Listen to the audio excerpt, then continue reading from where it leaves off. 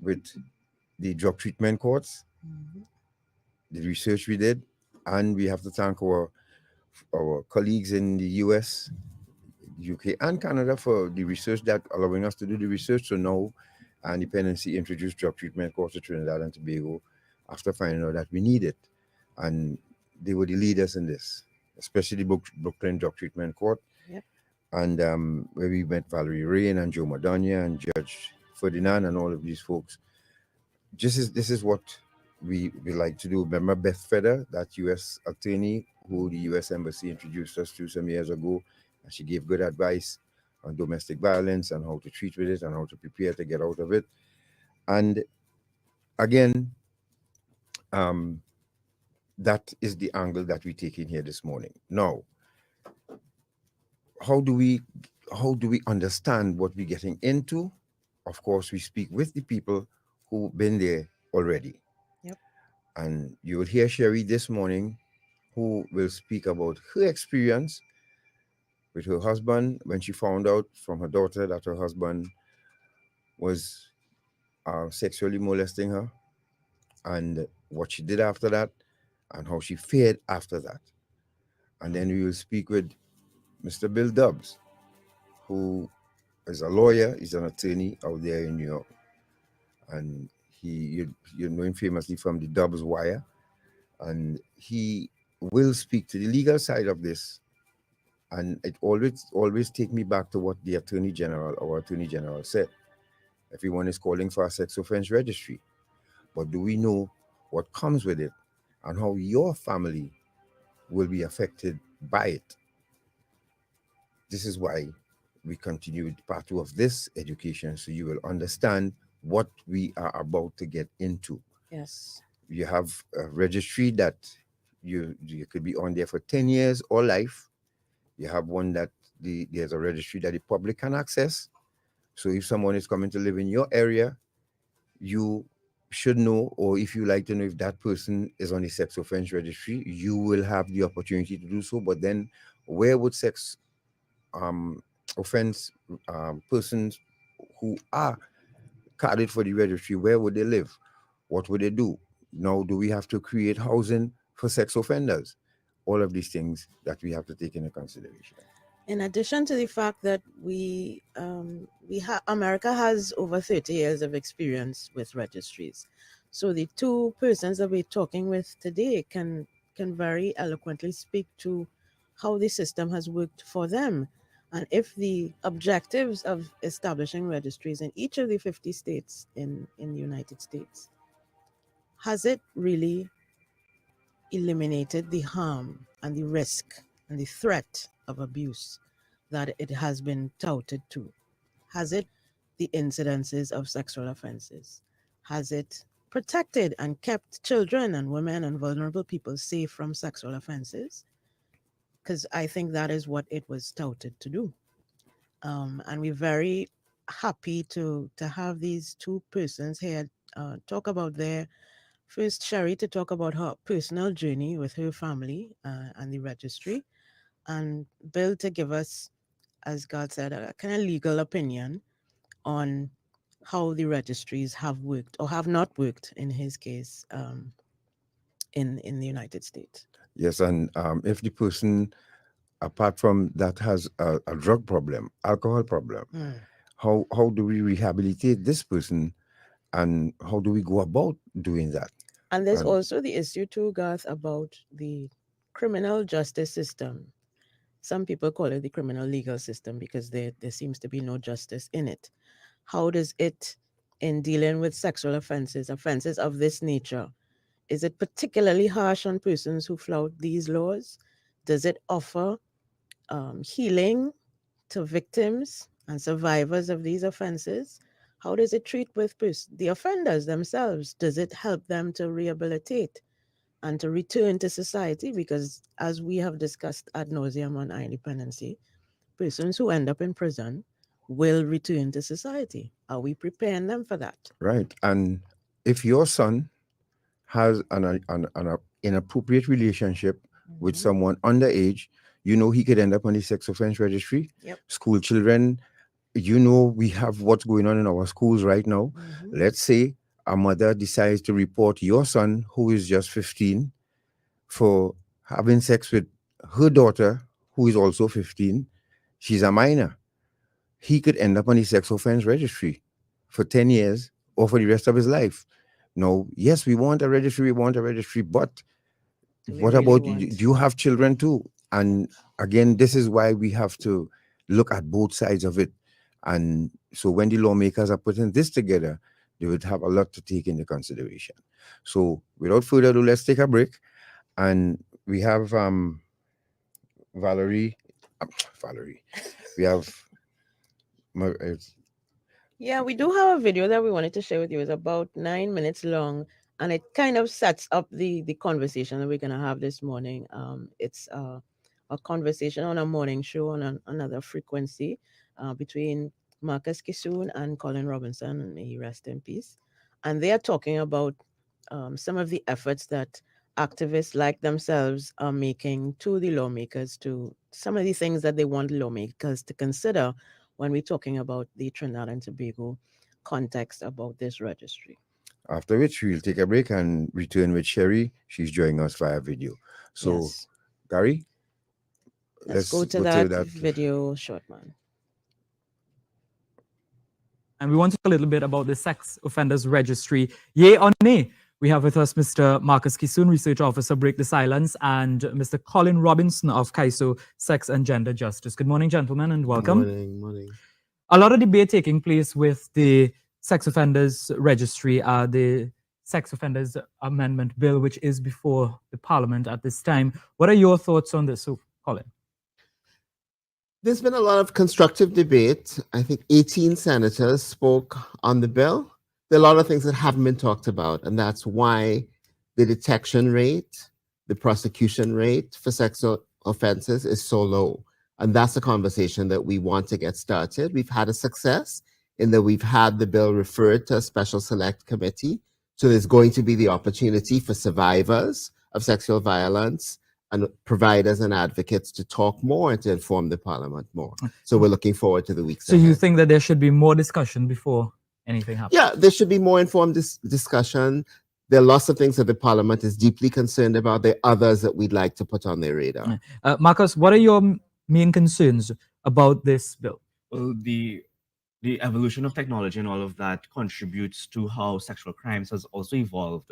So the reason why the coalition of stakeholders and NGOs are coming together is to put their experiences in the making of this particular policy and legislation, because dynamics are changing. The way in which perpetrators are grooming and finding victims has also evolved, and we want all of those experiences to one, reach the ear of the legislators, as well as to reach the actual document itself, so it could protect all vulnerable communities.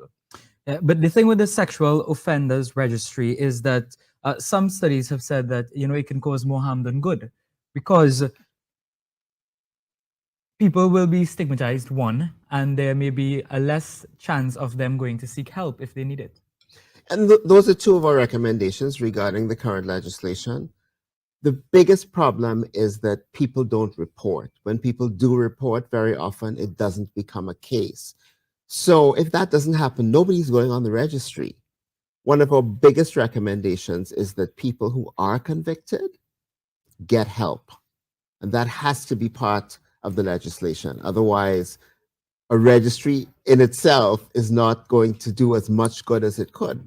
A registry is an important goal because it allows the police, the authorities, to track people. Mm-hmm. Whether it's made public is part of the debate, and to whom. There is a legitimate need to know for some people, but not for everybody. But isn't it somebody's right that they know the type of people that live in their community? Well, where do we draw the line? Certainly for people who are serving children. Mm-hmm. The bill doesn't yet provide robust measures for them to do, for example, a lookup. If I'm trying to hire somebody to work with kids or vulnerable people, that's a justifiable right to know, and we support the ability of people in those roles to know. Yes, that kind of micromanaging is very vital in terms of hiring and all of that.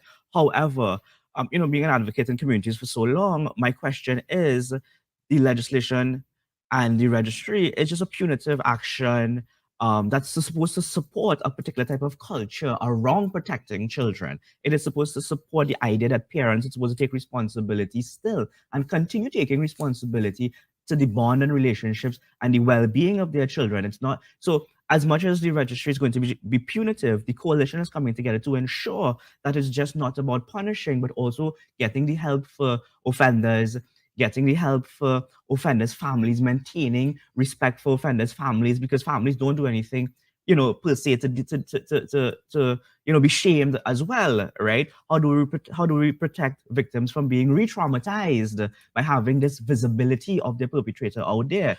But how do we protect these people when they are convicted of sexual crime? How do we protect them from members of the public who would want to carry out some sort of vigilante justice? And that is on the table right now. We are actually trying to hypothesize how or think through how do we prevent our Trinbagonians from taking justice into their own hands. Fear and anger is a scary emotion, and it could lead people into pathways that we don't want them to go down. And that's why the coalition is coming together to see how best we could mitigate and find a solution that does protect everyone, and that is even people who think vigilante. Yeah, we want the law to heal and to reintegrate offenders. That's the best case scenario, and we'd love for the legislators to tweak the legislation so it does more than punish. Yeah, but a main concern as well is that a lot of sex offenders are family members, people that you are close with. And probably that is the reason why people don't want to make a report. Yeah. Many sex offenders, particularly sex offenders against children, are already known, and many of them are not prosecuted. Yeah. Even if they're reported, reports are not taken particularly seriously. There's some numbers in a recent IDB study, Inter-American Development Bank, that shows that if 75 women reported an incident, 75 women experienced an incident, 12 would report it. In 6 cases, it would become a legal case, and there'd be 1 conviction. We need to work on that end as well, not just on the end of once there's a conviction, we put somebody into register. So that is some of the changes that you would probably want to see with the bill as it is now. But when you talk about this now, you have to look at it from the person who was affected. Yes, so the victim. Yes, very survivor oriented, very survivor centered. Yes. How do we look to protect the victims in this case? Because if the person is back out on the street, even if they are rehabilitated or not, that may have some sort of psychological impact on the victim. Right. And go ahead, Colin. No, actually, we want to change the language from victim to survivor, first of all. Yeah, and that's what I keep saying is it's survivor centered, right? So we're thinking, how do we continue protecting the survivor, the person who has been affected by this sexual crime, by this perpetrator? And we want to acknowledge the fact that justice comes with a particular kind of re-traumatizing, right?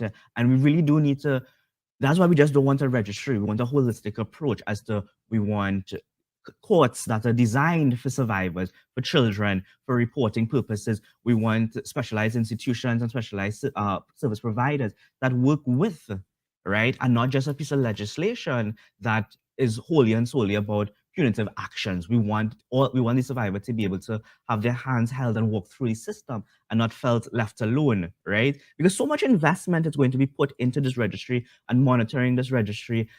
And again, we almost seem to be turning a blind eye to survivors.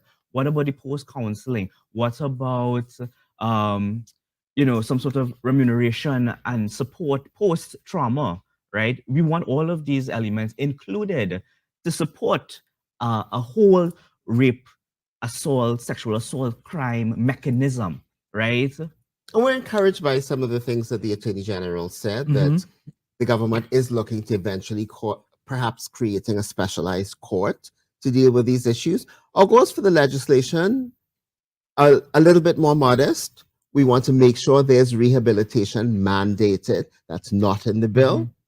We want to narrow the focus of who is captured in terms of sexual offenses. Right now, teachers and parents who fail to report will become sex offenders in the registry, and they'll have HIV tests, and the people they fail to report will be given their HIV status. That has to change. We want poor people who are coming off the register to come off as easily as rich people and not have to have a lawyer to go to court. So those are some of the changes that we like the current bill to you make. talk about coming off the registry, and I just want to get a quick response to this. That should be in there, that after a while the name come off. That is in there. It is. Yeah. But you have to go to court to do Right. that. And okay, so this is an interesting conversation that I'm sure we would continue to have over the next couple of weeks. Marcus Kisoon, Colin Robinson, thank you very much for coming on and chatting Thank with you us this for morning. giving the public an opportunity to talk about these issues. All right, folks. So without further delay, we have Sherri on video, and we're going to take this quick break and come back with her. And I want you to chew on this in the meantime. If you know, and there are a number of homes right now who mothers know that their stepfathers interfering with their daughters, and because the stepfather is providing that sustenance, you don't want to report it. You know you could end up on the sex offense registry as well. You know that? We're going to be back after this break.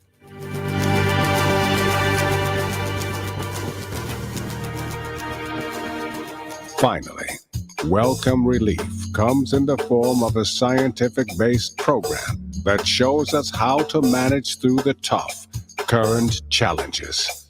Called Habitalism. It features best-selling author on positivity and happiness, Dr. Tal Ben-Shahar, integrated with the award-winning Intangence methodology of Ross. Visit habitalism.me to register now for this free life-transforming program endorsed by the United Nations established University for Peace. Gifted by Guardian Group. Live easy. Some of us like to play games of chance, but remember, gaming should be fun, so don't get carried away. Play for a prize, but don't pay the price. Play for fun, but never for keeps. Play smart, but never play all. Winning isn't everything. If you or someone you know needs help, call our gambling addiction hotlines. Rebirth House 623-0952 or After Hours 466-3146 or Serenity Place Empowerment Center for Women 794-7980. An initiative of NLCB and Eye on Dependency.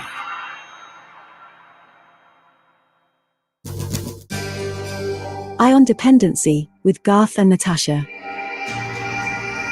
Reality radio at its best, where every life is a biography. Sundays at 10 a.m. and exclusively on I-95.5 FM. And streamed live on the Eye on Dependency Facebook page and YouTube channel. Eye on Dependency with Garth and Natasha. Reality. Thank you for staying with us. This is Eye on Dependency, and we are live on I-95.5 and our Facebook and YouTube channels. We are happy to continue our conversation about the Sex Offense Registry and its implementation in Trinidad and Tobago with Sherri, who's out in California. She's going to tell us about her experience and share her views on the registry. And as well, we will be joined a little later on by Bill Dobbs, who's an attorney in New York. So I think we have Sherri on the line. Good morning, Sherri. Good morning. Good morning. How are you guys today? You're great. We're pretty good. Thank you very much for joining us too as well. Waking up so early to join us. Yes. What's the time out there now in California? It's 7:22, but that's also with the time change. So I hate the spring forward time. So yeah, it's a little jarring on all of our bones and spirits. Sherri, let's jump right into it. Could you start off by telling us your story? I mean, it is a very heartbreaking one, and one that when we heard it, we immediately knew we had to bring you on the show. So tell us your story. Yeah, I was married to my ex-husband. At the time that we were married 13 years when my daughter disclosed that her dad was sexually molesting her. This came about during a conversation that she and I were having. She's a teenager right now, and she, we're having some issues with her about not doing homework, not doing chores, not cleaning her room, not typical teenage stuff. And she told me out of just complete exasperation, because I'm just talking to her, says, why are we such bad parents? Why are we, why is this completely horrible that we do all, ask you to do all of this stuff? And so she told me that she was being sexually molested. And excuse me. And when she said that, it's like the floor just came out from underneath me. Okay, by who? And she says, by Dad. And that was a sucker punch I never, ever expected. This was out in the common room, so I immediately moved her into my bedroom and asked her just a few more questions just to kind of understand exactly what it is that she was saying. I don't even remember what I asked her, but it was just whatever she said, it was enough for me to, okay. I immediately called my parents. I asked them for them to please take the kids for the night. There were some things that I needed to address with my ex-husband at the time. And so, no questions asked. They came over, they picked up the kids. This was a special treat. Okay, we get to go see, Grandma and Grandpa tonight. It's a school night, but hey, this is fun. Now, at least, my youngest one was thinking that. My daughter obviously knew what was going on. I immediately called my ex and told him that we needed to talk. He was out of the house at that time, hanging out with some friends. So when he came home and found the kids were gone, he didn't know exactly what was going on, and I confronted him. And his first immediate reaction is, no, there must have been some kind of misunderstanding. I'm sure if we just sat down and we talked it through, we could figure everything out. And of course, I wanted to believe him. I really did. But okay, I'll listen to your side of the story. But tomorrow I want to talk more with our daughter. So the next morning, or after school the next day, picked her up, and we went to a place where it's just she and I can talk without any disruption. And I had to get a little bit more information from her. Okay, was this like a misunderstanding? Maybe something, she construed it one way, it was actually something else. And as she was sharing a little bit more detail, it was evident that no, there was no misunderstanding, that actually he was sexually abusing her.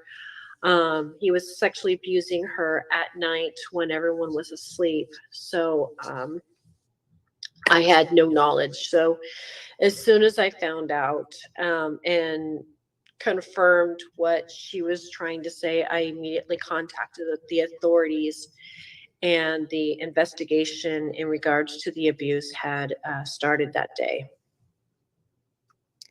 Wow. So that was obviously a tremendous blow for you and your entire family, and you didn't hesitate to report it because you felt like that was the right thing to do.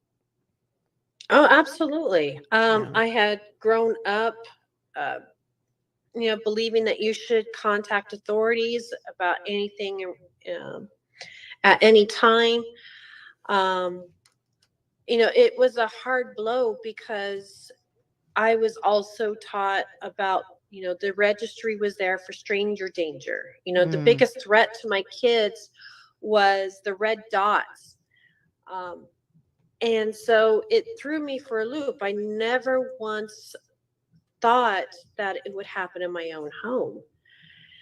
And I never knew what to think. Never expected this at all. No, Sherri, did at any point in time did you? Well, obviously, you didn't suspect anything at all. What was was he very close to her, or exceptionally close? Like he would volunteer to bathe her, or did he take out more than the others? Did anything like these? Any of these red flags went up? I didn't see it at the time. Because I didn't know what to see, what to look for. But yes, obviously he took time and where he groomed her.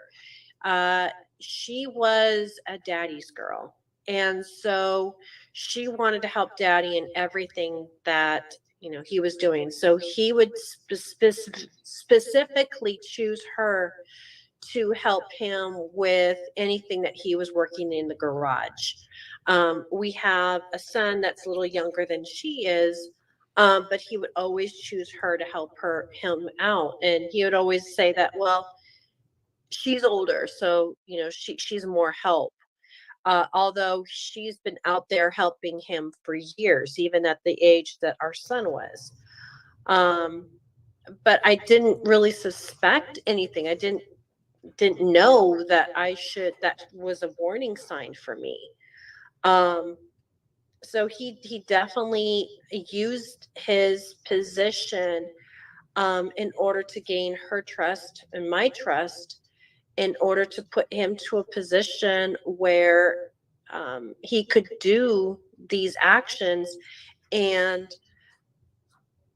then help her keep that secret for so long. The abuse had occurred for 4 years before she finally couldn't take it anymore, and she finally disclosed. Had he threatened her at all while he was abusing her? No, there was no threats of abuse. There was no threats or of harm.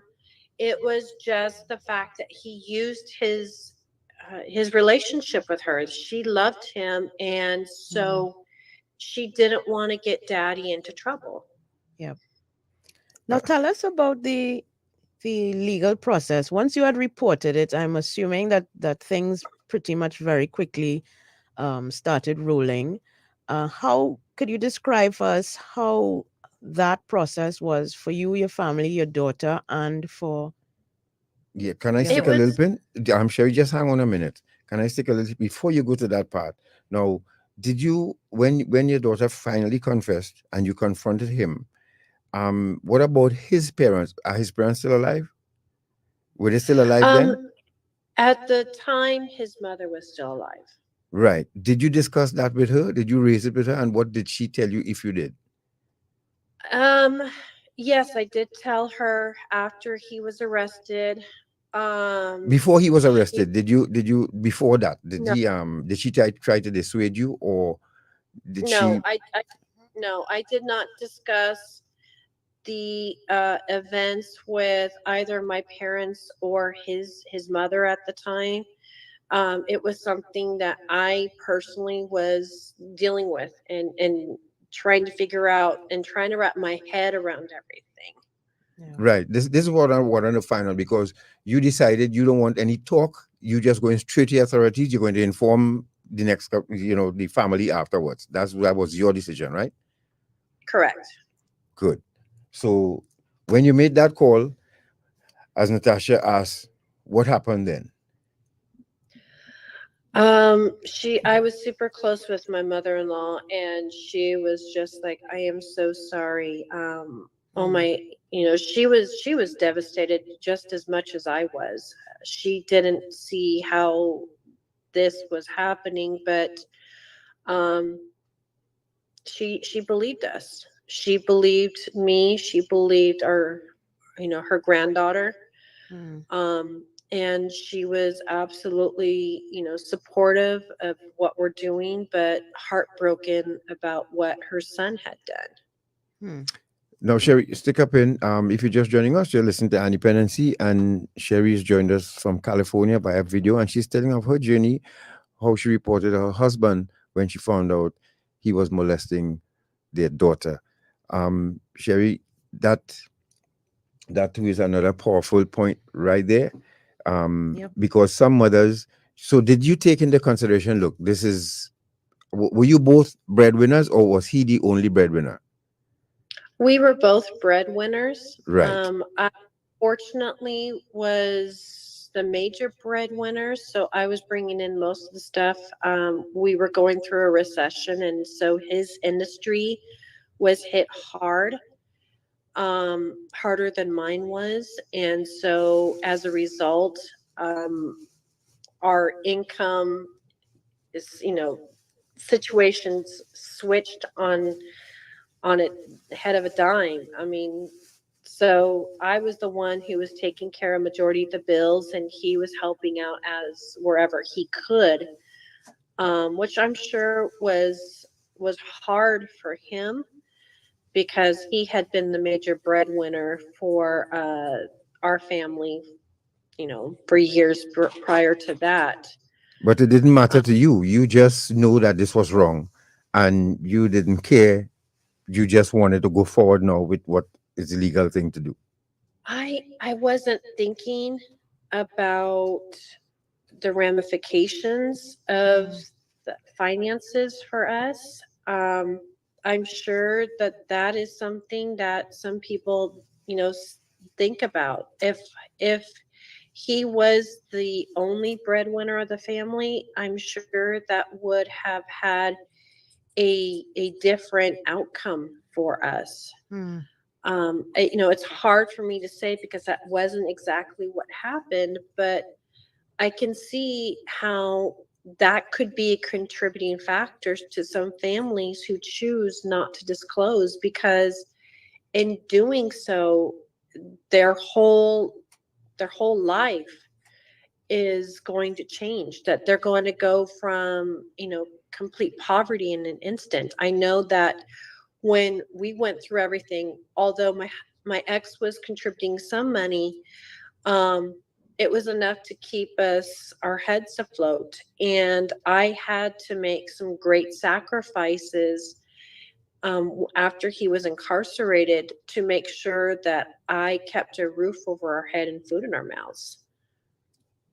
Absolutely. And just to go back to my earlier question about the legal process, I know that it would have been challenging for you and for your daughter especially, but what is your hindsight opinion on how that went in terms of how the survivor and who close relatives were treated and how the offender, your husband, was treated? Yeah. So you made that phone call, you called 911, and take us from there. What happened when you made that call?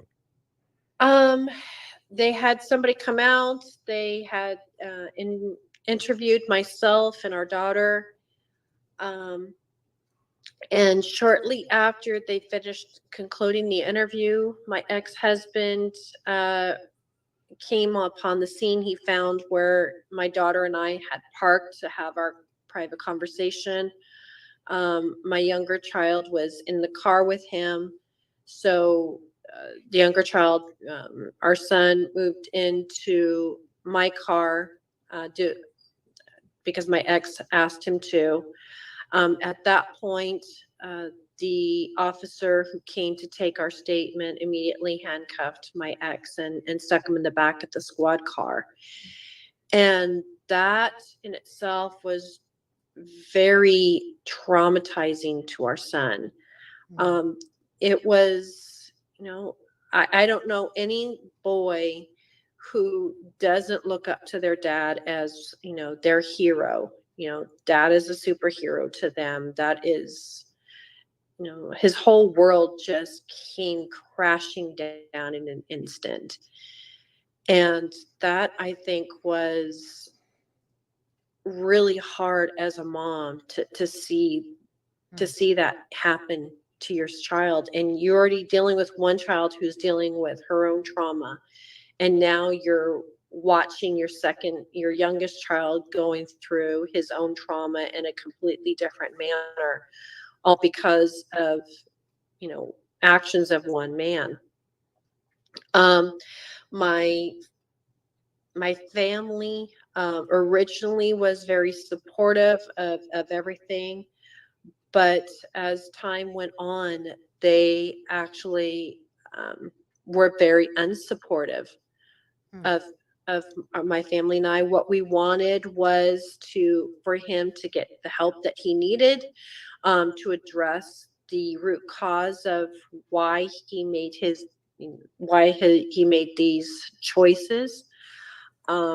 And they wanted me to wish him to burn in hell, I guess you would say.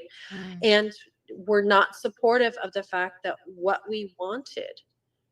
We did not want harsh punishment. We wanted him to get the help that he needed to address why he did these actions. We wanted him to be held accountable, but we didn't want what everyone else wanted. We didn't want what the legal system wanted.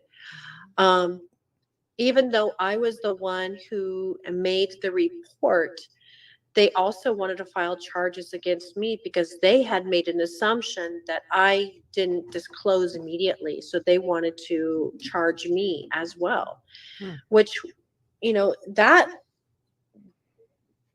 was a surprise, that they made this decision to file charges against me and later decide to go ahead and dismiss the charges without any information, anything that said otherwise. I mean, I can understand if they found out that, hey, it took me 6 months after finding out, and during all this time, our daughter was still in harm's way, but that's not what happened. I immediately removed her from the situation until I had a chance to talk to him and then get further information from her the next day, and immediately called the authorities the next day. Now, Sherri, before you go on, now you said, and people listening to this now, this is where it gets kind of strange for some people. You said even though you made the call, you were thinking, okay, he could get help for whatever his condition is. But was he abused as a child, or did he look at a lot of porn? He was definitely addicted to pornography. But he was a victim of sexual abuse himself as a child by an older male cousin. But being a man being sexually abused is not something that a lot of men like to admit to. That seems to them like that's a weakness, and they don't want to appear weak. So they don't want to admit to something like that kind of a trauma. And so therefore, that stays under wraps, that stays a secret, and it just hurts them even more. But yeah, he was addicted to porn. He was watching it a lot. Anytime he had free time, he would sit there and be watching that. You knew that? I did know that he liked to look at it. I did not realize to the extent of it. He would stay up late at night looking at pornography. Was this normal pornography or was this normal pornography? Sorry, was this normal pornography or child pornography? I think it started off with normal pornography, and it eventually bled over into child pornography or child sexual abuse images, as some others call it. Wow. Okay. And did all of this information come out in the court proceedings? Was it discussed? Was it a mitigating factor on his sentence? Anything like that? It was a mitigating factor. It definitely added more time to his sentence. They didn't want the legal system did not want to listen to what we wanted in regards to the sentence. We tried to explain to them, this is what we want. This is what we feel is just. My daughter said that what she wanted was 1 year for every year that she suffered abuse. So again, she was abused for 4 years. So she thought 4 years for him to go to prison was justifiable. But also she wanted him to go and get help. Now, in the state of California, there is no help for people who have committed a sexual crime to get help while they're incarcerated. That help is not given until after they're released from prison, and then they're doing court-mandated sexual offense treatment, which that can probably be a podcast for another day about the effectiveness of some of these treatments. But again, there is nothing while he's incarcerated.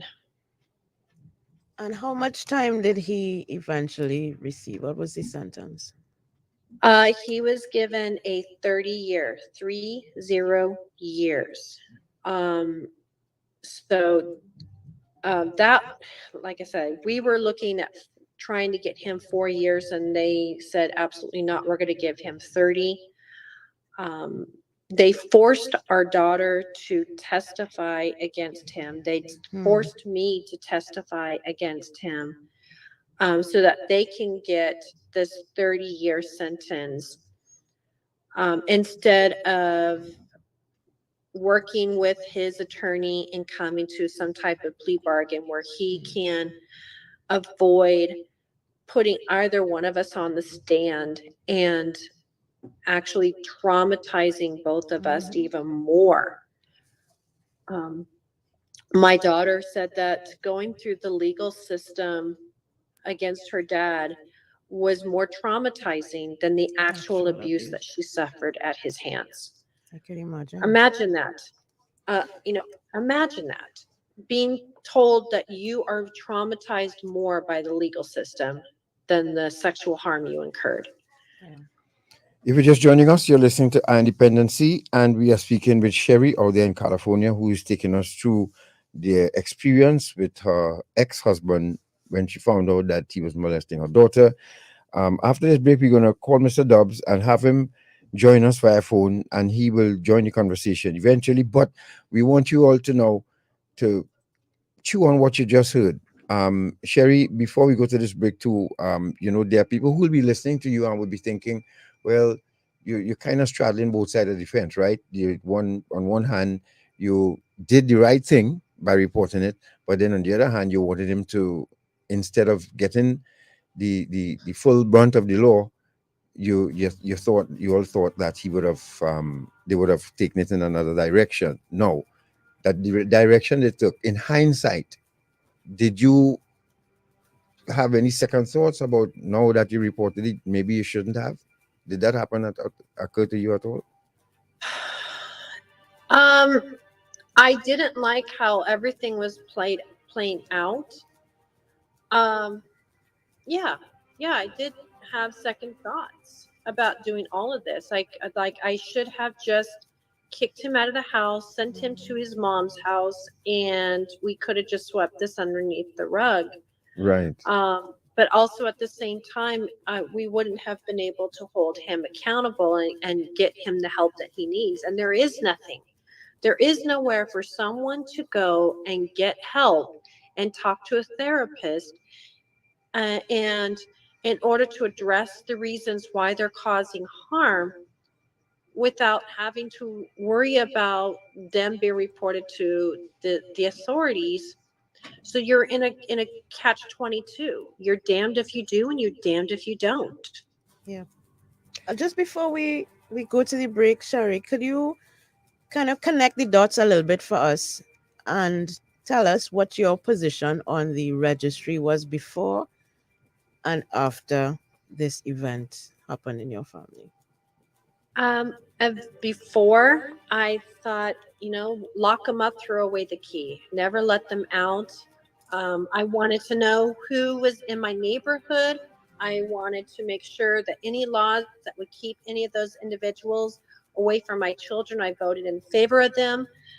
We had one law that imposed residency restrictions from anybody from living anywhere close to a park or school. And I voted in favor of it. I have a park on one side and a school on another. And by God, I'm not going to have them live right next door to me. Yep. And didn't realize that the danger was right underneath my nose. Yep. And today I go and I talk to my legislators and I says the registry gives no one nothing but a false sense of security. It's not the stranger danger. It's not the people with the red dots. It's the people that you know and trust. It's the teachers. It's the coaches. It's the family members. It's it's clergy. There's so many different people that we allow access to our children and not knowing what the warning signs are. That's what we need to do. We need to educate the public on what are the warning signs, what can we do as the parents and as the community to know what are the warning signs of grooming and what are things that we can do in order to help protect our children. All right, folks. And the so registry is not it. Thank you for joining us. Thank you, Sherri. Just hold right there. We're going to take a remember. If you have any questions or comments, you can drop them on our Facebook or YouTube. And of course, we'll open up the lines before we wrap up to get more questions or comments. Stay right there. We'll be back.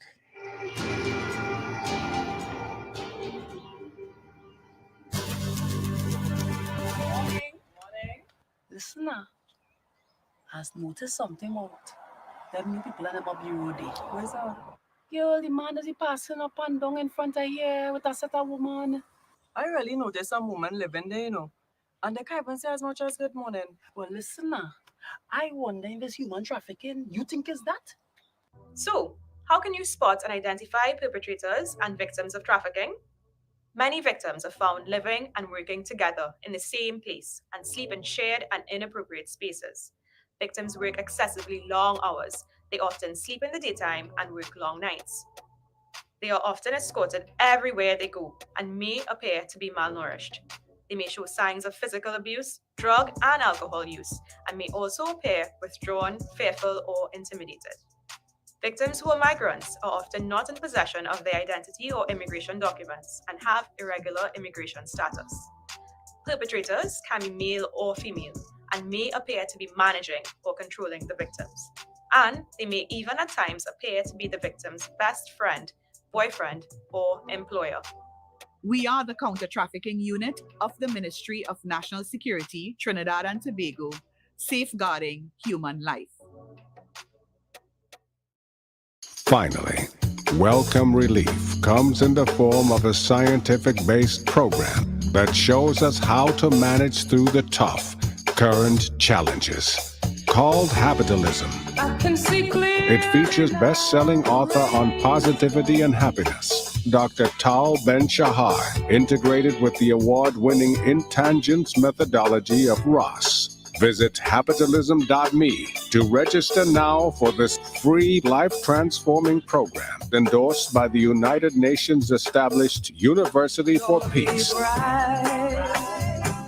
Gifted by Guardian Group. Live easy.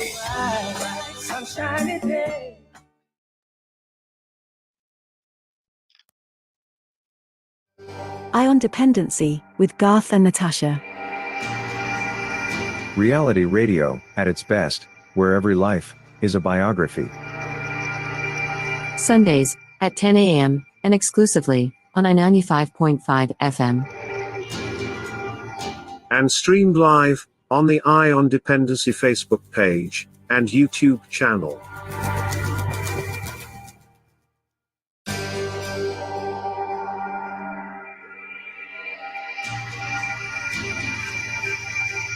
Thank you for staying with us. This is Eye on Dependency, and if you're tuned in on I-95.5 FM on Facebook, YouTube, thank you very much, and I hope you are learning a lot from our conversation with Sherri out in California. And on the line now we have Mr. Bill Dobbs. So let me allow us to introduce him. Good morning, Bill. Hi, Bill, are you there? Hi, right. how are you doing? Yes. Thank you very much for joining us. Let me just ask Sherri another question, Bill, before we bring you in. Sherri, normally our Facebook families are very talkative and they're very, but I think you have them kind of dumbfounded this morning. In some ways, and I understand why. Now, how has been the relationship with you and your extended family now? Now that, how does his mother feel now that he's gotten a 30-year stretch? And what's the relationship with him and his daughter now and his children? It was a hard blow for his mom to know that she would never be able to hug or see her son again. She died a few years ago. So that was hard for her. What about his? Does he have brothers and sisters? How did they? He has a brother. He has an estranged brother, and that relationship has always been estranged. So it really didn't impact that. My family, I've been estranged from my family since this whole event. My daughter, she still loves her dad. She still has connections with him. She talks to him whenever he calls. And so she's decided she wants to maintain that relationship. It actually is a healing process for her. She believes in what's called restorative justice, where the victim and the offender can have a dialogue and talk about the harm that was caused, and they've been able to have that conversation, and so it has healed her. She's doing so much better. We did do I think 2 years worth of counseling in order to help us to go through and undo the trauma, both the abuse and what we endured because of the legal system. And she is, healthy, and she is thriving in, excuse me. I obviously, after so many years where he wasn't doing any type of work on himself, I just decided to move on and not stay in that marriage. But the prison system, all it does is punish. It doesn't do anything in order to help heal. It doesn't do anything in regards to help the person deal with the harms that they've caused. There is no treatment. It's just punishment. And the registry does the same thing. There is nothing that does anything to prevent the sexual abuse. It does nothing to prevent harm. And ironically, even though your ex-husband is in prison, he is still on the registry. Could you explain why that is? In the state of California, anybody who's ever been convicted of a sexual offense is on the registry. And it used to be that everyone was on the registry for a lifetime, and that started the moment of conviction. So even with someone being incarcerated, they're listed on the registry and have their address listed as incarcerated.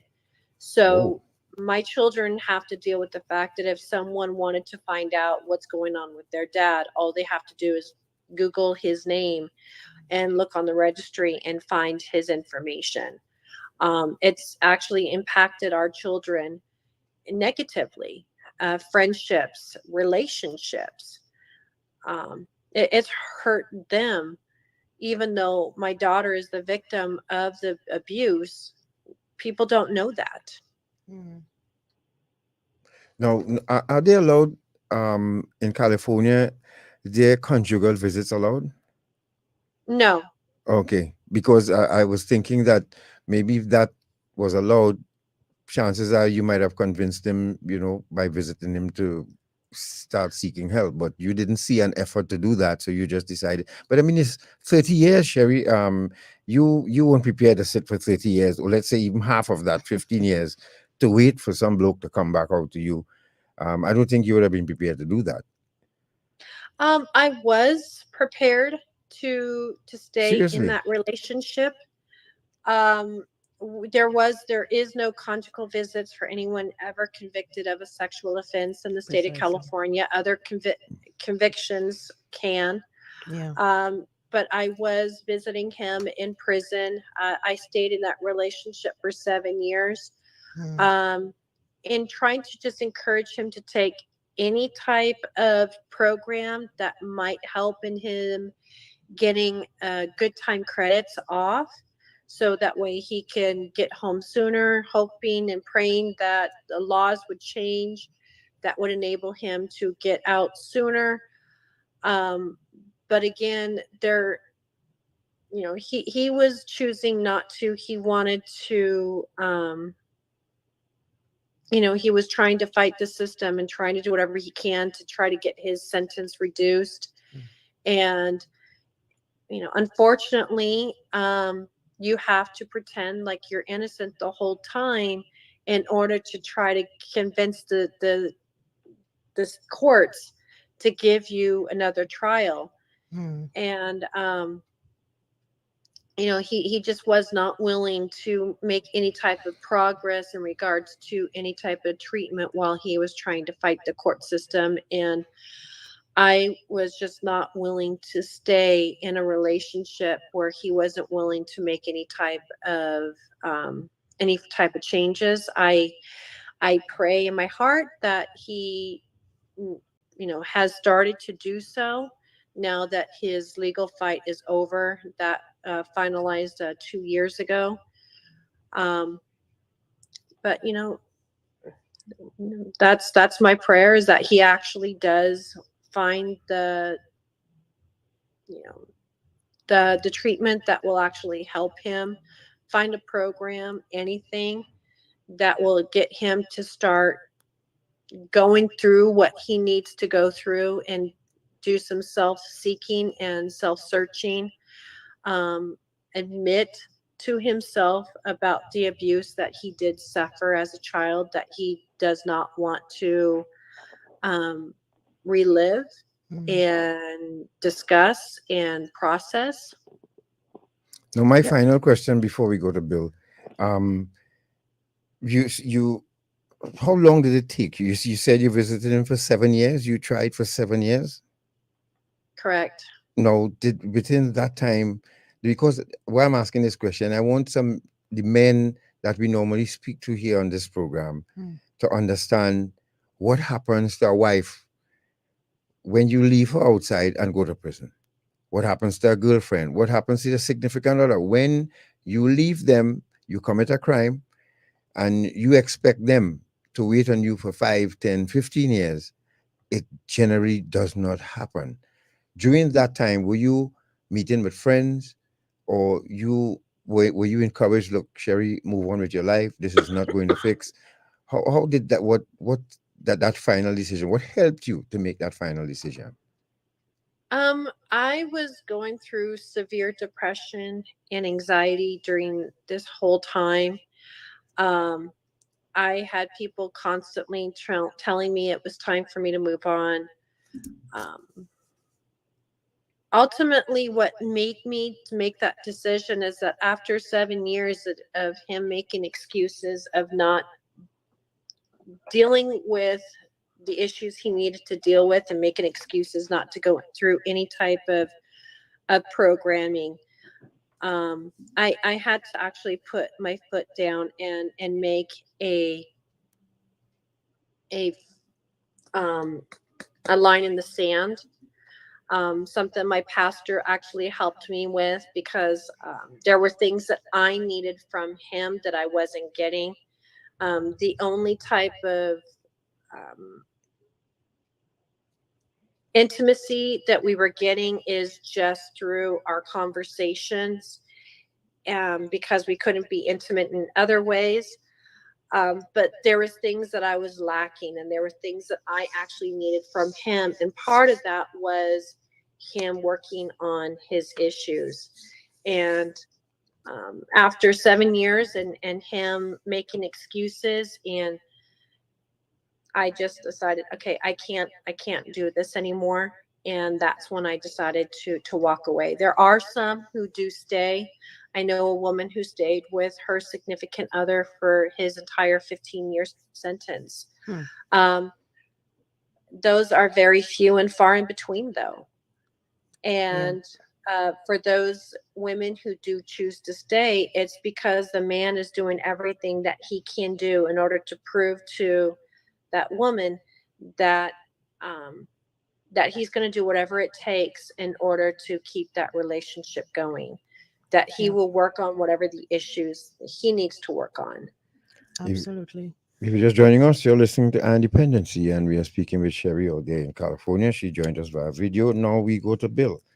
Bill is a legal again. mind. Yes, and I want to start with Bill, asking him to give us a bird's eye view of what the registry system in the United States look like. How many people are on it, and what are some of the ways in which it is harming families? Good morning. Morning. This very important discussion we're having. Some of it's heavy. Yeah. And let me, before I get into the registry, let me just say that sex is a magical, mysterious force in our life. And there's a lot of stuff around it, a lot of emotion. So I hope as we try and process how to deal with wrongdoing, that we don't lose sex. Now, the registry in this country, in the United States, the most recent figures are several years old, but there were over 900,000 listings across the country.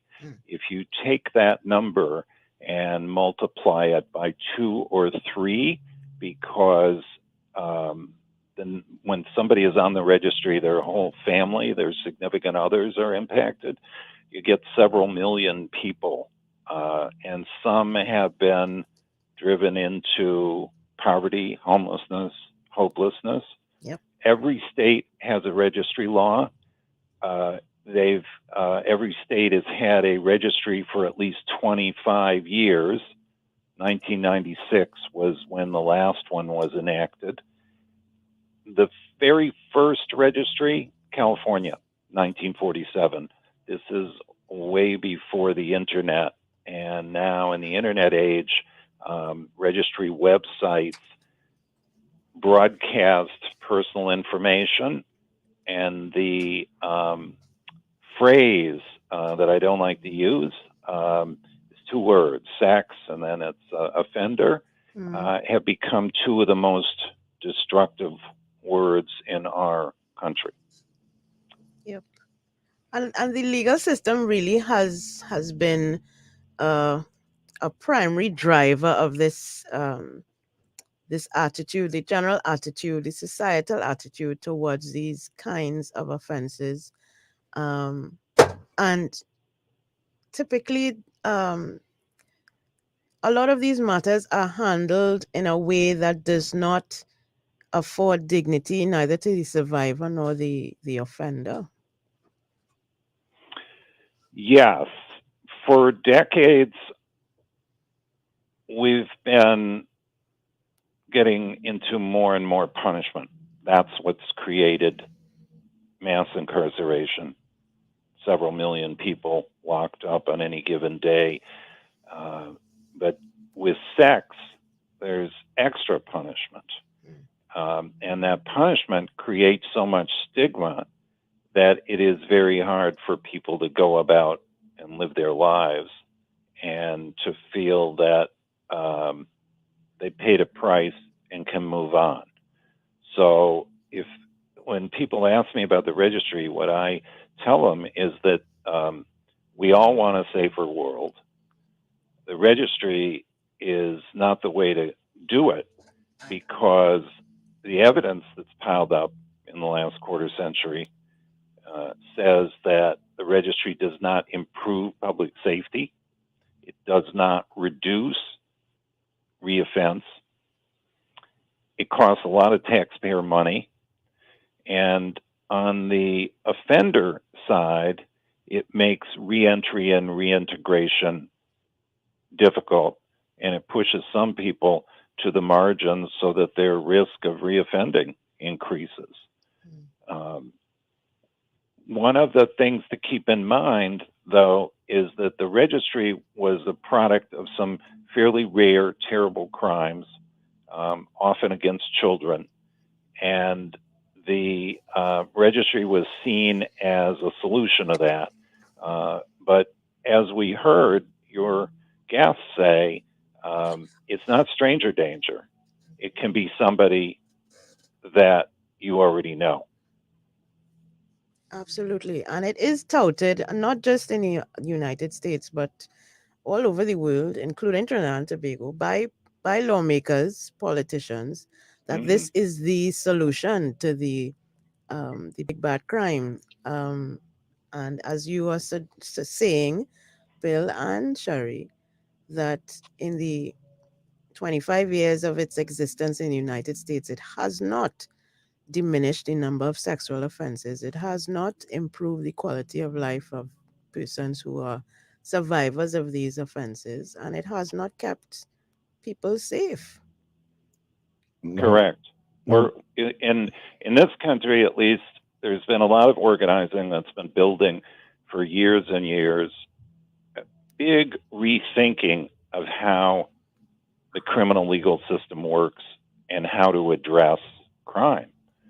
So there are folks who are now very conscious that calling the police and triggering a prosecution may feel good, but it doesn't create much in the way of healing or real accountability in the long run.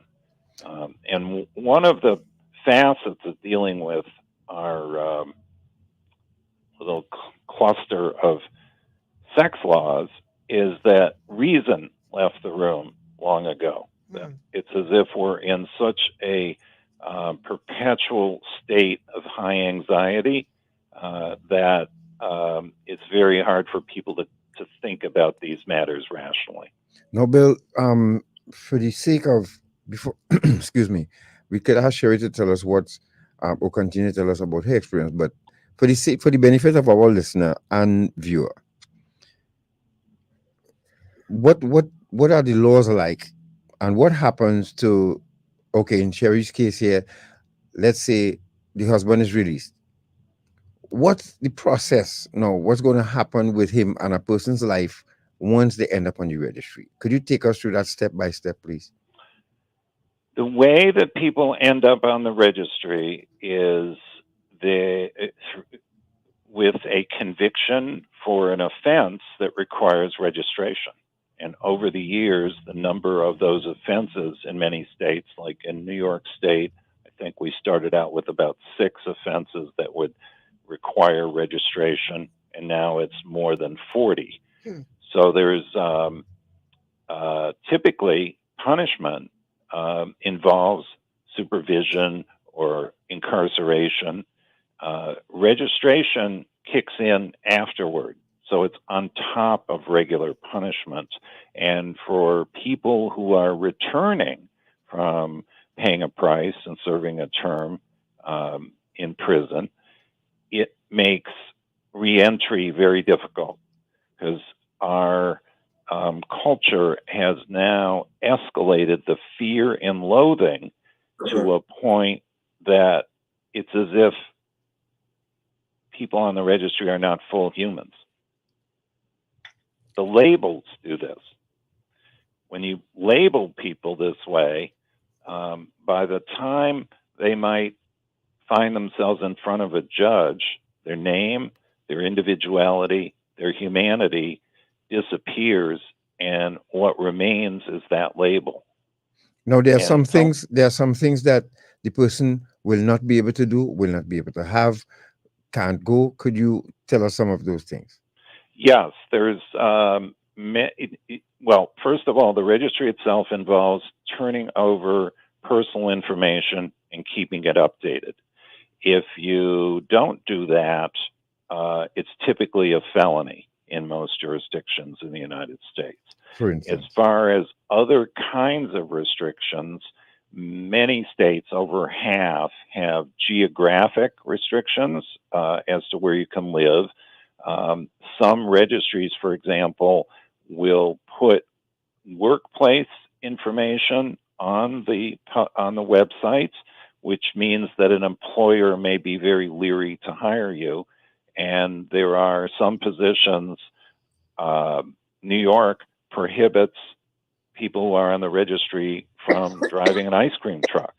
And all this is based on the idea that somebody who has committed a sex offense can't stop, won't stop. Our Supreme Court even said the repeat offense rate is frightening and high. The truth is that the reoffense rate for sex offenses is among the lowest of any category of crime we track, but the mythology has gotten into court decisions and it's gotten into the public mind, and it's very hard to let go of that. so if I have to go live in an area, but what do I do? How do I get around the community and move into that area without anyone knowing?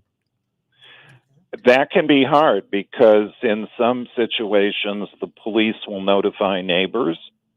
There are some states in this country that put the words that I spoke earlier right on your driver's license, which guarantees that there's going to be trouble and you're going to be shunned and stigmatized. There's some jurisdictions where the authorities notify neighbors with postal mail.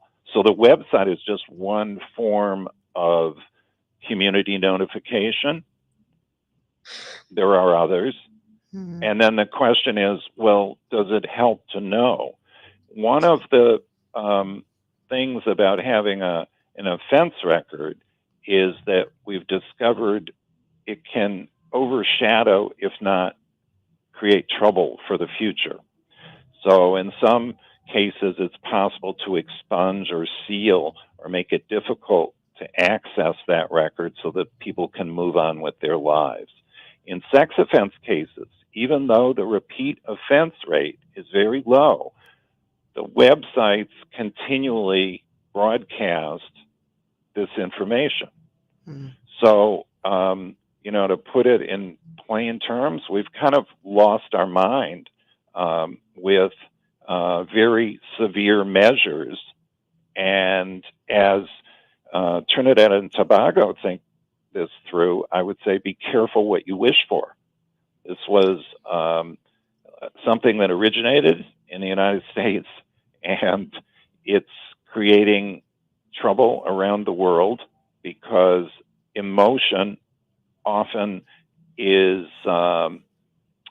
trumping wise policy. Yep. Sherri, you wanted to say something? Yeah, like you said, emotion does trump wise policy. What is a wise policy? Wise policy is to talk about prevention and education. Wise policy would be allowing individuals to go and seek help at with a counselor, a therapist, to address any issues that that person might be going through, but also helping to avoid further victimization. So, for example, if my ex-husband had the ability where he can go into a therapist and tell them, I've been sexually abusing my daughter and I want to stop and I don't know how to. that therapist then just says, okay, well, we can go ahead and start working through this. However, in order for this to work out, you will first need to remove yourself from the home. Now, And wouldn't the therapist be held, or wouldn't be this is Outside of the ideal. current this system. outside? Yeah. Right? Okay. Yeah, Not but I'm the just current. asking. People will say, well, the therapist should report it too. Instead of Again, this would have the therapist remove them from themselves from the situation where the victim can continue to be harmed. Obviously, in my scenario, as an example, therapist says, okay, you'll have to remove yourself from the home so we can start working on the issues that led to the offense. If the person refuses to deal with the issues, remove themselves from the home, at that point, then they will be obligated to report the good. Okay, sexual harm. lovely. Yes, Um, that's right. so that way it allowed him to go through and get the help and the treatment that he needs in order to address the causes and have him figure out what are his triggers that are leading him to go down this path. Also, educating the public. So if I had been given the tools, the education to know what do I need to look for. It's not the stranger danger. It's not looking at the map on the registry to see where all the red dots are. What are the warning signs? I can look backwards now and see the warning lights, but I didn't know what the warning lights looked like back then. If I knew that it was somebody that I knew and trusted, that I gave, that had access to my children, what does grooming look like? What are the things that I could have done in order to help prevent this from happening? We could have prevented this whole situation from happening at all. Of course. And one of the things that I wanted to touch base with Bill about is that sense of injustice that takes place, and how do we move from the vengeance that we all feel, that emotion, to a real place of justice where the persons who have been harmed are the ones who determine what the actual punishment is going to be. Are we ever gonna get to that place? Look, it's a process that's underway. I now hear people say that they won't call the police and get the criminal legal system involved because they're too alarmed about the consequences of that. So there are different views on what accountability is, but what's really healthy is to think through, for people, all of us to think through, what does justice mean? This is a conundrum that goes back thousands of years, which is, should there be damnation or endless punishment, or do people get a chance to change? So when I look at prison terms and see, for example, here we're talking about a 30-year term, that's an extremely long term, and there's even a campaign in the United States to cap prison time at 20 years, which is quite a lot already. So we've got great inflation and price inflation, but there's yet to be a reckoning with sentence inflation and extraordinary punishments. What's hopeful is that there are a lot more people talking about different ways to handle criminal acts and wrongdoing, restorative and transformative justice, for example. Yep. I want to be clear, my own view about the registry, for example, is it should be dismantled. It is a failure, except to create trouble and misery for those who are on it. There are many other pieces of the criminal legal system that need good rethinking. Now, Mr. Dobbs, people will be listening to you and saying, but they don't agree. So then what do we do? and this probably we could ask some of our listeners and callers and viewers to chime in to tell us what you think. Should we go ahead? Because again, we this could happen to anyone. Remember, there are teachers in school as well who are having inappropriate relationships with their students. So what do we do with a teacher like that? Who should know better? If someone comes out here and say a priest, they've been molested by a priest, what do we do in this country? What do we do? Should we take them, hit them for 6 fully, which means then they cannot live within 1,000 meters of a school, a park. They cannot own a device. The device they own must be monitored by the authorities. They have geographical locations that they confine to. Nobody wants them in the community. We have that to deal with. But then if my son is molesting my neighbor's child, what do I do? If my neighbor finds out, do I beg her not to report it? And if she does, my son now could end up on the sex offense registry that the public would have access to, or the police would have that information to inform people. There's so many variables here, folks. You know, I just you wanted to understand? stick in the I mean, I know, Bill, you disclosed that you are against the registry entirely. Yeah. But do you think, and you, Sherri, can chime in on this as well, do you think that it might be a useful tool for law enforcement, but not something that should be made public? Because, I mean, in Trinidad and Tobago, it's a very small country. A lot of people know each other's business. And No. Oh, sorry. no. Oh, you don't No. know. Should no I registry would, at no, all. because what happens when you operate a registry that way is the registry becomes a ready-made list of suspects.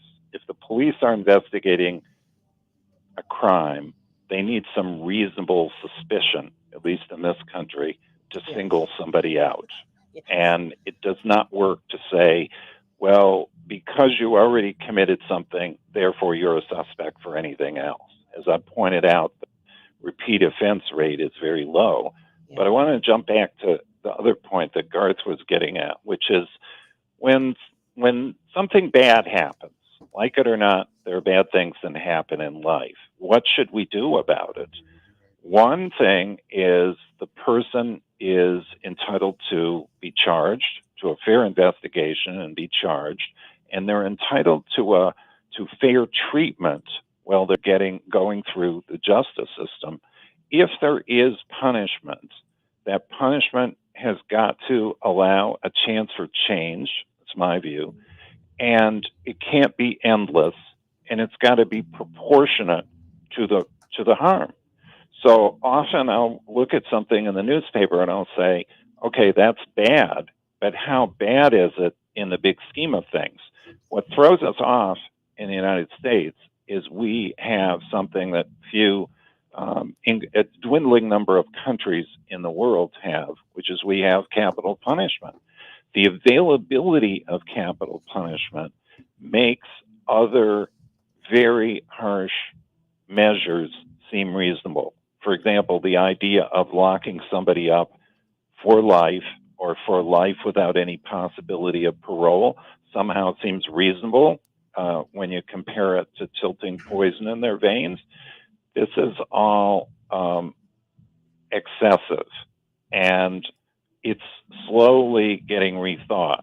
A friend told me he went to Europe, and an American friend, and told me that people were making fun of him in Europe because he supported the death penalty. Well, they went through a big rethinking about those kind of extreme punishments, and that's exactly what's needed for punishment in general, and absolutely when it comes to sexual crimes.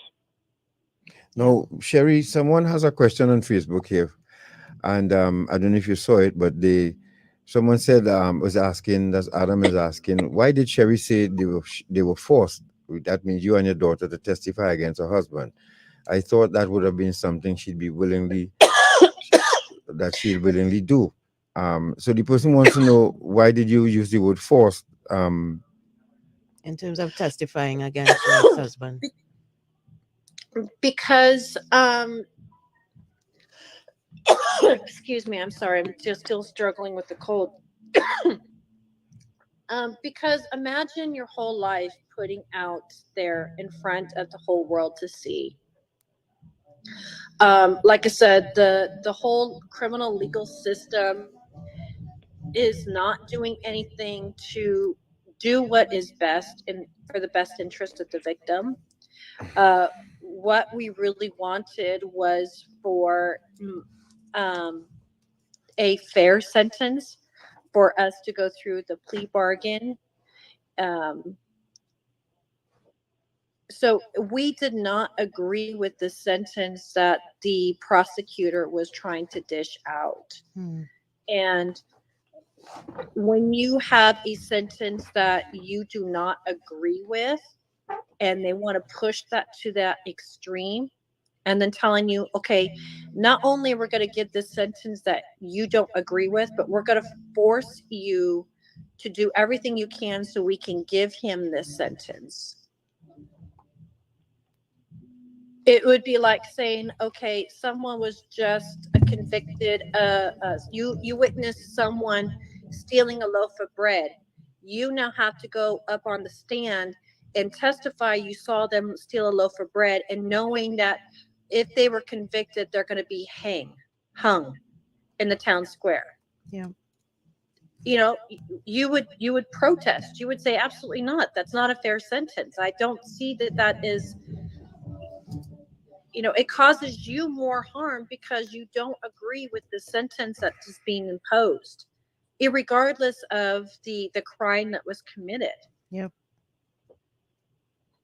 Now, folks, thank you for staying with us. Thank you for your questions. We're going to take a break and we'll come back with some of your questions who would like to get in on the program to make some calls. And I have a question for Bill when we come back to guide us through what this friend of ours who wanted to, she wanted to reach out to someone who is actually doing some time, I think it's on Rikers, but that person was convicted of 4 rape charges, and she just felt the need to reach out to them, and possibly if they get paroled or when they leave prison, if she should continue that relationship or even start the relationship with the person at all. So chew on that for about a minute. You're listening to Independency. We'll take a quick break and we'll be back with your calls and questions, and of course we continue with Bill and Sherri. Stay right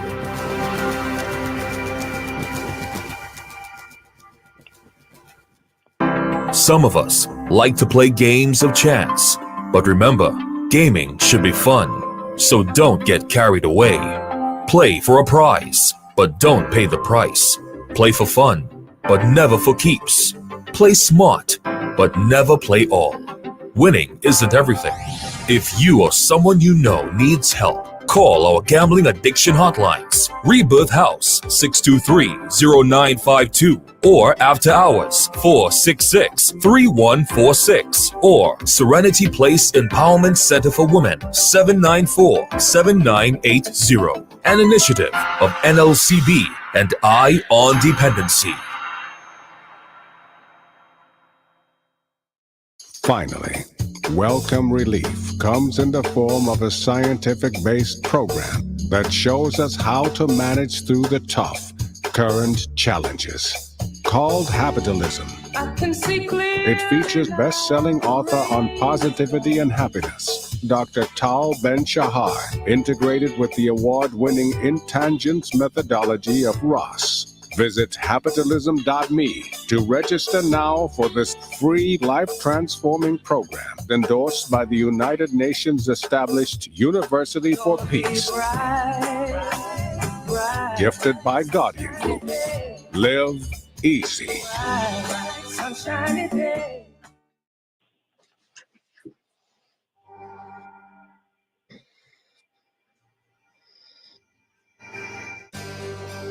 Eye on Dependency with Garth and Natasha.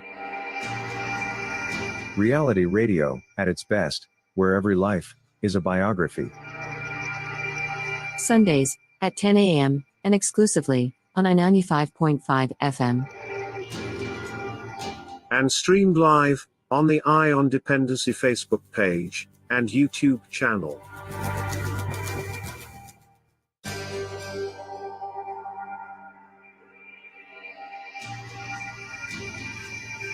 Thank you for staying with us, folks. You're listening to Dependency, and we are speaking with Sherri out there via video from California, and we have Bill Dobbs on the phone and taking us through the steps. Bill, of course, we will ask you to give some advice, some legal advice for free about, to Trinidad and Tobago and what we should expect if we do this, if we go through this, or shouldn't we go through this. If you have any questions, folks, you can call us 622-3937. Sherri, and I think you should take a look on Facebook, and there are some really interesting comments. And keep in mind that there are people who would not agree with this position. Get the registry going, end of story, right? That's it. You molest someone, they're not thinking, well, my son could end up doing this, my brother could end up doing this, my husband could end up doing this too. And some people tend to change their minds. Right, and what they're thinking is that the registry is going to protect them from someone else actually abusing, but they're not listening to the fact that that's not what the registry is going to do. Mm-hmm. The people on the registry are people who have already been caught, and what you need to do is protect yourself from those who have not been caught. And again, it's those people who you have, that you know and that you trust, that you're giving access to your children. It is another juvenile. It could be your own son molesting your daughter. Yep. It could be your next door neighbor. It could be Grandpa Joe. It can be the school coach, or it could be the teacher. It could be a clergy member. It's the people that you allow access to your children, and you're not looking at the warning signs. What are those warning signs? Do you even know what to even look for? What can you do?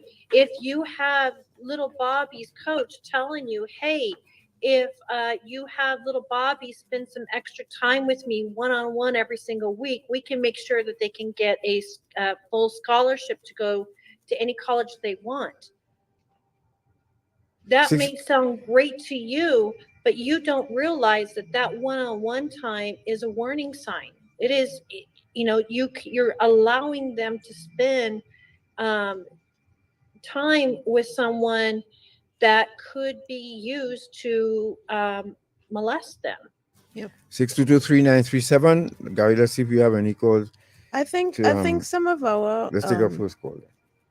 Go ahead, Natasha. I was just gonna say, I think some of the commenters on this matter are not putting themselves in the shoes of the victims / survivors, of the offenders, of the relatives of an offender. Because someone commits a crime, it does not automatically mean that you are no longer their daughter or their father or their brother. So that means that relationship is still intact. It's just that the offender has committed a crime. There's nothing that changes about that relationship in its essence. So you cannot expect, or you ought not to expect, that someone, when they learn that they've committed on a crime, or they've caused harm to someone else, that they should not feel some measure of empathy for that person. 622. It's not beyond belief, really. 622-3937. Good morning. Good morning. Mm-hmm. May not see themselves possibly being wearing those shoes. And I hope I, in particular, no one, I know wear that shoe. But we must be concerned and share light to understand the risk. If you don't have a sexual offense register, a person could be living next door to you. Your child accustomed in the riding bicycle right outside in the road. And you will not know. I reading a case out of England. And if we turn to the US strict, once a person has been convicted, he cannot go within a certain radius of a child, or even a place where a child likely to pass. Correct. Right? We must be fair. And I hear the lady complain, I understand what she's saying.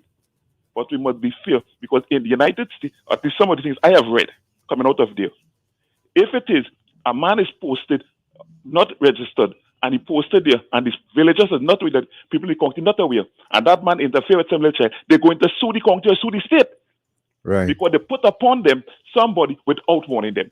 Right. But Right? the registry only happens once you're convicted. So Well, the I am likelihood going of for that. someone committing an offense like Right. that and not being on the registry is Right? nil. But yes, but you see, if we don't know of the person and what we operate, a man is innocent until proven guilty. Isn't that what we always said? Right. Correct. On the But you basis won't of this- know that he's guilty of anything unless somebody raises a complaint or makes a report. Right. But what we must always strive to do, before I cut off, is that we have innocent people, children out there. It's not all the time the good Lord will protect them. Understood. We have to do what we have to do. Have a good day, please. Yes. Okay. Thank you. 622-3937. Good morning. Hello, morning. Good morning. Bill, you're still there, right? Yes. Okay. Good morning. Two quick questions. The commentators, are they aware of Megan law and the reason for the committee notification?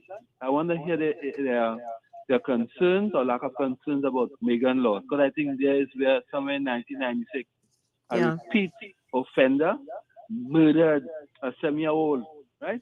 Yeah. And out of that came the committee notification and Megan's law. I'll wait on the comments. That voice sounds so familiar. Mm-hmm. Thank you, Mr. Osborne. Okay, Bill, you want to take that first, and then you know about Megan's law, Yes. right? The what I said before about community notification, and lots of little pieces that have been said throughout this show, which is that's after the fact. Whatever you're doing and going about your daily life with children, with adults, keep your wits about you, because who's on a list somewhere is got little to do with what can happen during that day. So my what I said before about putting people on a list is that knowledge then makes it impossible for those folks to go about their lives. And it's built on the idea that once they've done something wrong, they can't stop and won't stop. This is false. Sherri? We can stop all crime, but it involves a police state. The sex offense registry, as we know it here in the United States, came about because of a crime against a young boy named Jacob Weatherling. He was on a bike ride on the way to a store or back from a store, I can't remember, where some man pulled up, had Jacob and his brothers or friends get off their bikes, lay down on the ground, and then the man told them to run towards a field where there was trees and stuff like that, and don't look back. And when the boys ran to that destination and stopped, they found out that Jacob wasn't with them, and Jacob was never found. And the law enforcement told Jacob's mother, Patty Weatherling, that they had no place to go, that if they had at least a sex offense registry, that they could have a narrow window of suspects that they can go after. This was a very rare occurrence. Even kidnapping in the United States, majority of kidnapping is not by strangers, it's by people that, parental kidnapping, people that the victim already knows. Very rarely is it stranger danger. But even with a sex offense registry, it still would not have done anything. I could point out another case where there was a young woman who was kidnapped in Northern California, and she was held captive by the man who kidnapped her for 16 years in Southern California. The man traveled several hundred miles to kidnap her and abduct her and sexually abuse her for 16 years at his own home. This man was on the registry, but the registry did nothing to protect her. It did nothing to protect her family. You know, the man was living alive for 16 years. Nobody knew she was there. No. And again, as in my instance, it wasn't stranger danger. It was someone that I knew, someone who was not on the registry. And I think that's where people get this confused. Well, it's going to protect my kids. No, it's not. No, Even Bill. Patty Wetterling, who pushed for the sex offense registry to happen in the United States, is now advocating to say that no, it does more harm. It does harms. It does not do anything that it was promised to do. Now, Bill, is asking here if a report was made about an offense, and I guess our local police officers could answer that off the bat, I'm sure. But if the victim refuses to cooperate, would charges still be laid? What happens then? So, for instance, if the Natasha reports me for molesting our child, and our child decide I'm not going to cooperate, you should not have reported it. What happens then?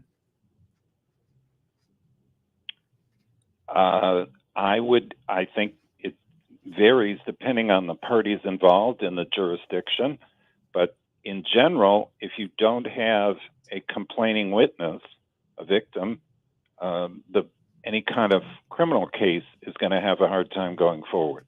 Right. Well, and also realize that in the midst of relationship problems, divorces, for example, there are often allegations hurled back and forth between parties, and some of those allegations are not the truth. And it's very difficult, again, for anybody accused of a sex offense to get a fair shake, because the atmosphere around this is so overheated that as a practical matter, it's as if people are guilty until they can prove they're innocent. This is turning the Constitution upside down. So part of what I would say to Trinidad and Tobago people about this is be careful what you wish for and do a lot of thinking. I found that video that was early in the show very interesting because it strikes a lot of those themes.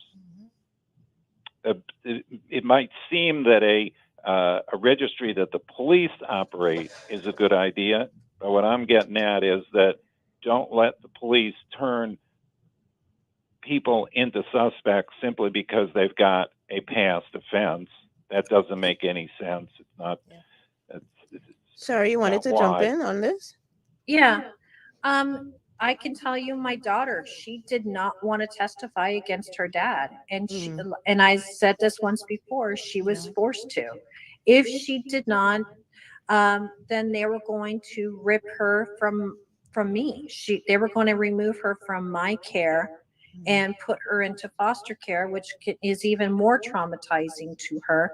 There's been instances where the courts have actually imprisoned the victim because the victim refuses to cooperate with law enforcement to convict them on a case until they change their mind. So again, the courts don't care about justice. All they care about is to get a conviction. They don't care what's best for the victim. 622-3937. If you have any more questions, of course. Hello, good morning. Hello? Yes. Morning. Hi, morning. Can you speak up a little bit for us, please? Yes, good morning. Yes, go ahead. Hearing you now. Yes, you all spoke about, in the case of two minors, the two 15-year-olds, where the young man would be placed on the offenders list. But what about the girl? What happens then? What about the girl? If the images are of the girl, or if the girl is sending the messages, then yes, if she is the offender, so to speak, The then aggressor. yes, she would be on the registry as well. But that's a good question. If it doesn't, I don't think yeah. gender is a factor, because remember when we watched the film Untouchable, there was a young woman who had intimate relations with a younger boy. I think she was 19 and the boy was 17. She was intimate with him, and she is now on a sex offense registry because he was a minor. But that's a good question, Kola. Let's ask the attorney, all right? Okay, thank you. You're welcome. Bill, could you answer that? Well, I've seen odd cases where it's two juveniles, two minors, and one might be simultaneously a victim and the person who commits the offense. These laws reach crazy results. So yeah, but, and as the caller said, if you find two 15-year-old having inappropriate sex, or having sex at all, which one do you charge, the male or the female? The most interesting solution to that was a law professor who wrote into the New York Times and said, many people have worked on this issue. Let the parents deal with it. So bringing in things that are so destructive that humanity gets lost. Yep. And I guess it depends on who reports it first. I guess because it could be an adult that inserts him or herself into that situation, saying this is wrong, we need to do something about this, and then you have two juveniles who end up before court, which is traumatic in and of itself, and then the situation, the real crime, quote unquote, is not addressed. Hello, good morning. Good morning, Morning. Mr. and Mrs. and the rest of the people who are part of the panel. This is a very, very, very, very interesting topic.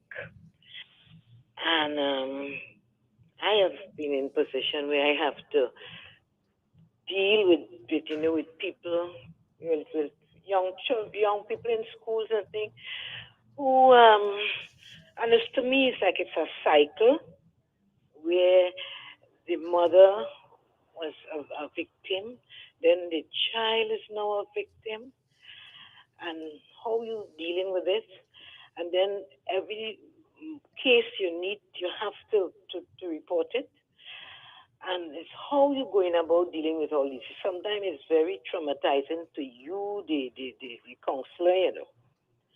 And what I have a problem with is when in the home, when the relatives are aware and they are afraid, I would say, to come forward and say anything, and how it is something where they try to sweep it underneath the carpet and it continues. It's not a topic I really want to talk about too much, because it's something that you don't know where to turn, because it's the clergy, this one, who people you leave, every strata of society. Yep. And this is the scary thing about this whole thing. So you don't know where to turn. And, so I'll Thank you. All right, Thank you, Yvonne. Yes, this is something that, I have been in, and all it, and it's something that is not, and you don't know where it is going to end. And I have come to the conclusion with myself and two other counselors that 3/4 of the entire female population, they are males as well, have been victim of sexual molestation, and they have been, and when it's going to end, the grandfather, you expect a grandfather to do that? If there's someone coming, I want to sound angry. A grandfather, your godfather, they say godfather, and Thank you, Yvonne. Thanks a lot. Have a blessed day. Good morning to you, Amber. Out there is Iowa. She's in Connecticut. Connecticut, sorry. Amber, good morning. And thank you very much. As Amber saying there that there are cases, there have been cases where both were minors and have a sexual relationship, and the boy was not charged, and the boy was charged and the girl was not. Yeah. The outcome, she says, are simply not consistent. And remember, Amber was our first guest with this topic. Yep. Here, so we take one more, Gary. 622-3937. Hello, good morning. Hello. Morning. Good morning. Hi, morning. We have to be very careful that we do not end up trivializing the seriousness of crime. And I'm hearing a lot of talk concerning the perpetrator and how it affects his life and his family life. But who is dealing with the victim? Do you all understand that the victim is living a life sentence, how it First destroys of all, the victim's life. Do you all understand what happens to a victim? first of all, why you quarreling? We having a discussion here. This is an emotional point. Yeah, but yes, but you don't have to. Why you bawling at us? We have spoken about. I'm sorry, but We spoke about the victims as well too. Of we course, we spoke have about the that. mother of a victim on the victim line. goes through a life sentence or no? Yeah, well, we Yes. have the mother we have on the line here. She's her daughter is a victim too. Yes, please. Okay, first off, it is not a life sentence. And they are not victims, they are survivors. Right. My daughter does not want to be defined by the worst event that happened in her life. She has gotten the counseling that she needs in order to deal with it. She has done what we consider restorative justice, where she's had the conversations with her dad in regards to what she endured. And that in itself has caused healing. Yep. Punishing her dad with a severe sentence did not bring her healing. Yeah, and You understand? You understand, caller? I know you're passionate about the topic. I know, and you apologize, and we accept that, and we thank you. But calm down. We really having the discussion on both sides. That's what we do here on Independency. We're just trying to get both sides of the story out, so and that is an important we could have point an that understanding. Sherri raised about restorative justice. This is where both victim and the person who has caused harm can come together, can actually discuss what happened, and both of them can move on with their lives. That is the objective. Morning, again. No, we must not forget, in many, many instances, the abused become the abuser. The abused becomes the abuser. Yes, if they are not healed, if they do not receive some. And listen, they in this case with the father and the girl, he was abused by his cousins and whatever, and he become an abuser. Correct. So every case, I believe, must be treated on its own merit. Yes. It is not like if a stepfather or whoever was allowed to molest these children or whatever. But you have to go back initially to where it started and how you could help these people heal. Yep. And so that they would be able to fit into society, because that is not a reason. Because they were abused as a child, they now turn to become an abuser. Thank you very Yes, much, Yvonne. thanks, Thanks a Yvonne. lot. Thanks very much. We Thank need you. to start wrapping up now. So Yes. if Bill, can you have your parting words now, please? Very hard material. Yep. Very important discussion. A lot more rethinking is needed to bring what can have many meanings, justice. I would not look to the United States because the punishment is still out of control here, and the registry in particular is a failure. Okay. All right. Well, thank you so much, Thank you Bill so much, Dobbs. Bill. I'm sure we will be in touch. Continue to have this conversation, and we appreciate your contribution to it. Maybe we could share Untouchable with our audience and have them chew on that for a while too. Yeah. Before the final decision is made on this sex offense registry. So, Bill, thank you once Thank again, you my so friend. much. Thank we'll you. keep in touch. Bye-bye. Okay, bye-bye. Sherri. Any closing comments? As you heard the passion in a caller's voice there, and yes, we understand both sides, victim and perpetrator. This is what we're working on behalf of, and survivor. Survivor and perpetrator. Survivor. Yes. Like I said, the sex offense registry does not do justice. Many victims of sexual abuse do not agree with this. What they want is for the offender to get the help and the treatment that they need in order to address the harms that they've caused, that they do not go on to reoffend. Many of them choose not to go through the legal system because of the harms that it causes. It causes people to be homeless. It causes people to not be able to find employment. Causes them to be outcasts of society. And none of that helps to prevent crimes from reoccurring. All it does just causes more crime, because they have to learn to survive. They have to do something in order to live. And why do we have this? What are we doing to motivate people to turn their lives around? The registry will not do anything that it's being promised. In order for us to stop sexual abuse, we need to start doing prevention. Why wait until a child has been harmed before we do anything? Why don't we start from the very beginning? Yep. Thank you so much, Sherri. Thank you so much. We'll keep we in will touch. keep in touch. Yes. And we thank you for your openness and honesty and sharing your story, and we hope that your family continues to recover from this trauma. Thank you. Okay, bye-bye. Okay, folks, thank you. That's where we That's have to it. leave it. We have major news up next with Mr. Daly Knock. We thank you all very much for your conversations, your contributions, and your comments on Facebook and YouTube.